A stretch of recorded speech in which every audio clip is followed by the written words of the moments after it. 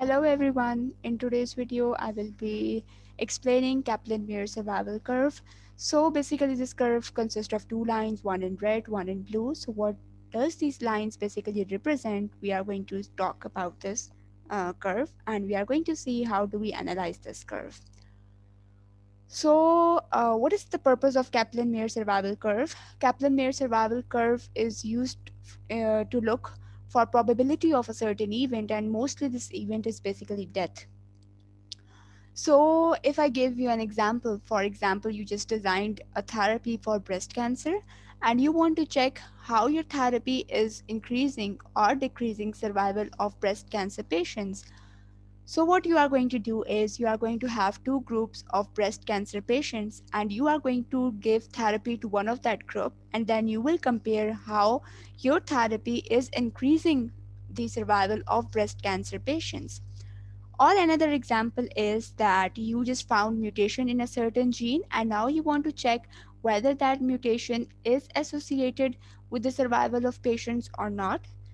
Or you just found expression of a certain gene is altered in a certain disease and then you want to check that whether that altered expression is associated with the survival of patients or not. So for this purpose we use Kaplan-Meier survival curve and you go for survival analysis. So once you get Kaplan-Meier survival curve, how do you analyze this curve? In this curve, you have two axes. One is the y-axis, and another one is x-axis. On the y-axis, you have percentage of population, and on x-axis, you have time period, follow-up time that could be either in days, weeks, months, or years. Then in Kaplan-Meier survival curve, we have two groups. One is unaltered group and another one is altered. So the red line shows altered group. Altered group means that people that in this group will have either altered gene expression, or they will be having mutations in their gene in a certain gene, or they are having certain therapy that you new therapy that is designed for a certain disease, either breast cancer.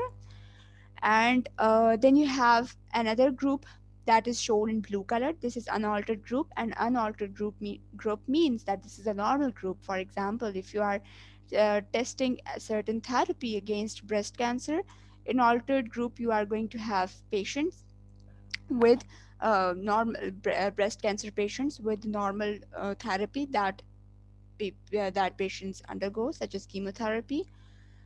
Or here it includes normal group include people with normal gene expression or without mutation in a certain gene.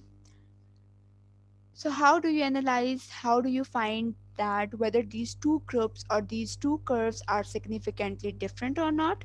Just to find out whether there is a difference between both groups, we look for hazard ratios, HR value, that is mostly given in Kaplan-Meier, given with that curve. You go for a log rank test p-value. This value should be always less than 0.05. If this value is greater than 0.05, then there is no significant difference between both groups. Then you go for median survival of a curve that shows a time at which 50% population survived or is alive, and we look for gaps in horizontal or vertical direction. Greater the horizontal vertical gaps, you conclude that yeah, there is a significant difference between both groups. And if the both curves are overlapping, then there is no significant difference between the curves. And over here, you can see I have highlighted these points. These points are present in both groups. This information is called censored information because at these points, some of the people have left this study or we have failed to follow those people. So information is missing at these points.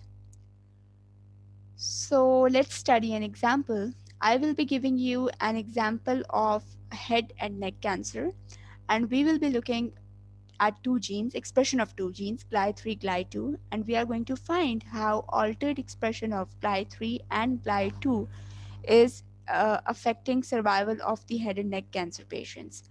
So this is the Kaplan-Meier survival curve for altered expression of GLY2 gene.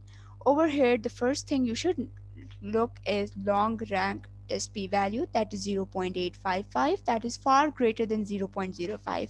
So we will conclude that there is uh, no significant difference between both groups, or these two curves are continuously overlapping.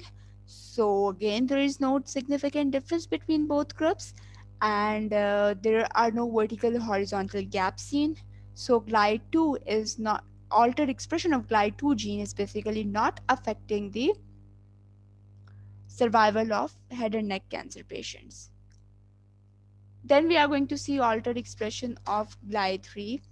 In altered expression of GLI3, log rank test p-value is 3.050 e. So minus 3, this is basically 3.05 into 10 raised to power minus 3, that will be 0.003, and it is also far less than 0.05. So we will conclude that there is a significant difference between both groups. And then this is a horizontal gap seen over here, and basically this horizontal gap shows that 55% population survived, and it took a long time for this 55% population to undergo certain event death. So after 210 months, no individual from altered gene expression group survived, while in this normal group, 5 to 7% individuals survived. How did we came to know this? Whenever this line just touches or reaches x-axis, this means that everyone is dead, no one is alive in this group. While when this line is parallel to the when this line is parallel to the x-axis, such as in this case, this blue line is parallel to x-axis, so we conclude over here that individuals are surviving. So yeah, there is a significant difference, and we can conclude that altered expression of GLI3 is basically lowering or reducing the survival of head and neck cancer patients. That's all. Now, I think so you are able to make and analyze your own Kaplan-Meier survival curve according to your study. So this is the end of the video. I hope my video was helpful. Thank you very much.